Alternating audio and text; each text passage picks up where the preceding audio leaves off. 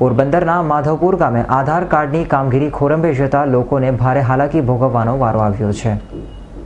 પોરબંદરના માધવપુર ગામે છેલ્લા એકાદ માસથી અહીં આવેલ તાલુકા સેન્ટર શાળાના રૂમમાં આધાર કાર્ડ કાઢી આપવાની કામગીરી શરૂ છે, પરંતુ છેલ્લા 3 દિવસથી લાઇટના અભાવે આધાર કાર્ડ કાઢવાની કામગીરી ખોરંભે ચડી જતા લોકોને હાલાકી ભોગવવાનો વખત આવ્યો છે, જેથી રોષે ભરાયેલા લોકો અહીંની ગ્રામ પંચાયતમાં દોડી ગયા હતા, પરંતુ પંચાયતના જવાબદાર સત્તાવાળાઓએ જવાબદારીમાંથી હાથ ખંખેરી નાખતા લોકો મૂંઝવણમાં મુકાયા છે।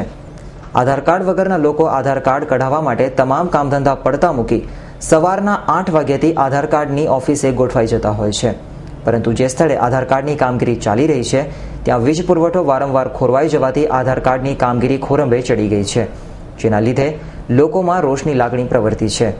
સંચાલકના જણાવ્યા પ્રમાણે જીઈબીની ઓફિસે લાઇટ અંગે અનેક વખત જણાવવામાં આવ્યું છે, છતાં કોઈ જાતની દરકાર લેવામાં આવતી નથી, જેથી આધાર કાર્ડ કાઢવાની કામગીરી લાઇટના અભાવે ઠપ થઈ ગઈ છે અને લોકોને ધક્કા ખાવાનો વખત આવ્યો છે। આ અંગે ઉચ્ચ કક્ષાએથી વહેલી તકે પગલાં ભરવામાં આવે તેવી લોકોમાંથી પ્રબળ માંગણી ઉઠવા પામી છે।